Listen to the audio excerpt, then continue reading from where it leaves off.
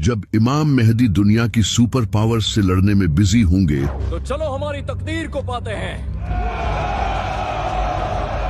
तो वहीं दूसरी तरफ खुरासान में सीरिया और इराक के बीच किसी इलाके से दज्जाल निकलेगा। दज्जाल पहले से ही इस दुनिया में मौजूद है। एक दिन नबी सल्लल्लाहु अलैहि वसल्लम ने नमाज के बाद सहाबा से फरमाया कि मेरे पास एक ऐसा शख्स आया जो पहले ईसाई था लेकिन बाद में इसने इस्लाम कबूल कर लिया। इस इंसान का नाम था तमीम दारी। वो अपने 30 साथियों के साथ समंदर में सफर कर रहा था। तभी समंदर में एक खतरनाक तूफान आया जिससे इनका जहाज एक मिस्टीरियस आइलैंड पर पहुंच गया।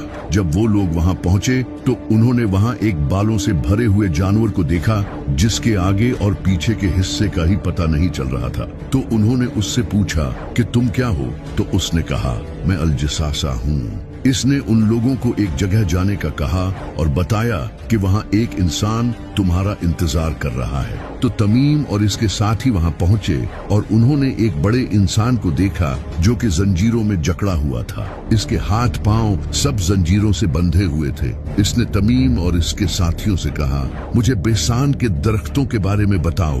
तो उन्होंने कहा वो फलों से भरे हुए हैं। तो इसने कहा वो बहुत जल्द फल देना छोड़ देंगे। फिर इसने कहा मुझे गलीली के समंदर के बारे में बताओ। तो उन्होंने कहा कि उसमें बहुत सारा पानी है। इस पर इसने कहा बहुत जल्द वो खुश्क हो जाएगा।